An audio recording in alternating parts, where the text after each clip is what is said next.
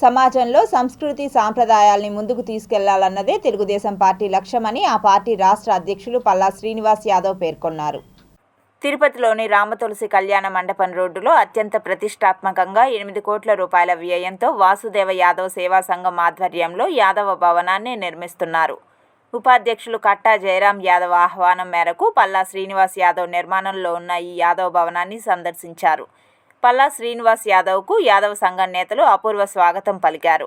అనంతరం నిర్మాణంలో ఉన్న భవనాన్ని శ్రీనివాస్ యాదవ్ పరిశీలించి భవన నిర్మాణ తీరుతెన్నుల్ని అడిగి తెలుసుకున్నారు.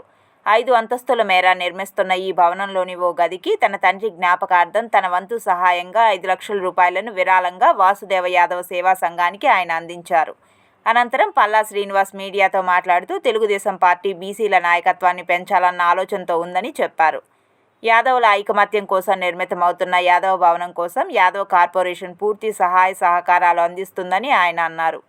పిలిచిన వెంటనే ఆప్యాయంగా నిర్మాణంలో ఉన్న యాదవ్ భవనాన్ని సందర్శించిన పల్లా శ్రీనివాస్ యాదవ్కు సంఘం నేతలు ప్రత్యేక కృతజ్ఞతలు తెలియజేశారు. అంతేగాక తన తండ్రి జ్ఞాపకార్థం 5 లక్షల రూపాయలని విరాళంగా అందజేసినందుకు ధన్యవాదాలు తెలియజేశారు.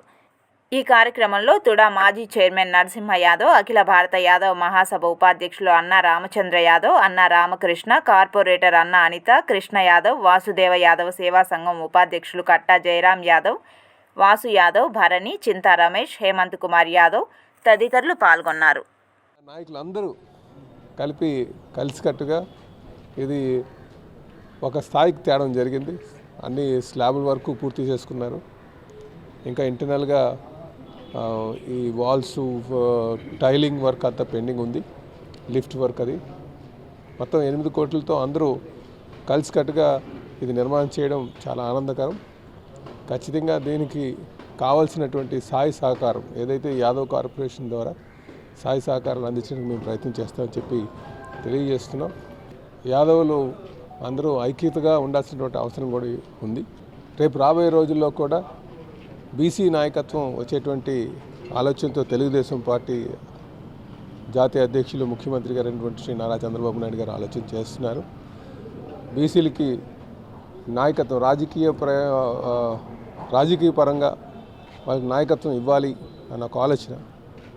ఖచ్చితంగా రేపు రాబోయే రోజుల్లో బీసీలకి నాయకత్వం వస్తుందనడానికి ఇది ఒక నిదర్శనం కూడా ఈ సందర్భంగా తెలియజేస్తూ మా యొక్క సహాయ సహకారాలు ఖచ్చితంగా యాదవ్ భవన్కి ఇస్తాం.